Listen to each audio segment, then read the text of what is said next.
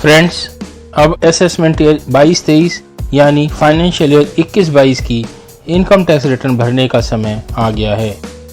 26 CS तथा AIS भी update हो गए हैं, इसलिए हमें बिना किसी देरी के अपनी ITR पर काम करना शुरू कर देना चाहिए।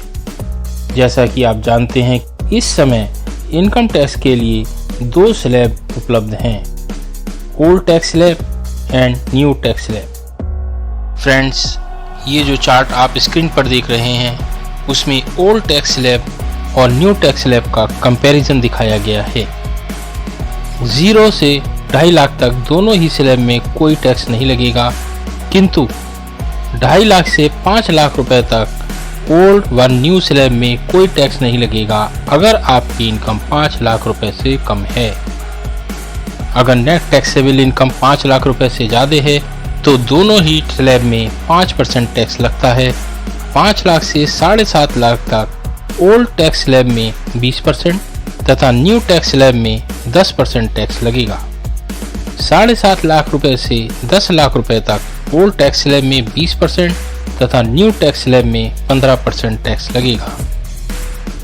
10 लाख से 12.5 लाख तक ओल्ड टैक्स स्लैब में 30% तथा न्यू स्लैब में 20% टैक्स लगेगा। 12.5 लाख रुपए से 15 लाख रुपए तक ओल्ड स्लैब में 30% तथा न्यू टैक्स स्लैब में 25% टैक्स लगेगा, किंतु 15 लाख से ज़्यादा की इनकम पर दोनों ही स्लैब में 30% टैक्स लगेगा। अब हम बात करते हैं कि यदि आपकी नेट टैक्सेबल इनकम 5 लाख रुपए तक की है तो किसी भी टैक्स स्लैब में यानी ओल्ड टैक्स स्लैब या न्यू टैक्स स्लैब में रिटर्न भरने से टैक्स में कोई फर्क नहीं पड़ता। आगे बढ़ने से पहले यह जानना आवश्यक है कि न्यू टैक्स स्लैब में कोई भी डिडक्शन नहीं मिलता। जैसे सैलरी में 50,000 रुपये का स्टैंडर्ड डिडक्शन नहीं मिलेगा, साथ ही HRA डिडक्शन, हाउसिंग लोन पर इंटरेस्ट का डिडक्शन या 80D के तहत मेडिक्लेम पर कोई भी डिडक्शन नहीं मिलेगा। LIC, PPF, NSC इत्यादि का यानी 80C पर डिडक्शन भी नहीं मिलेगा।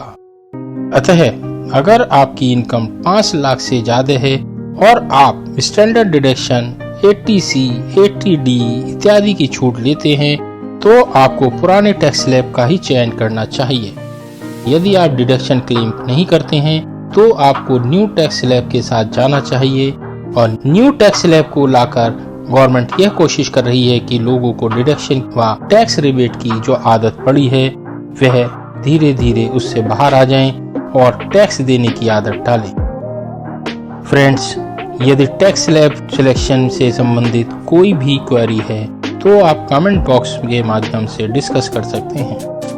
यदि आपको मेरी यह वीडियो पसंद आई हो तो लाइक अवश्य करें। यदि आप मेरे चैनल पर नए हैं तो सब्सक्राइब करना ना भूलें।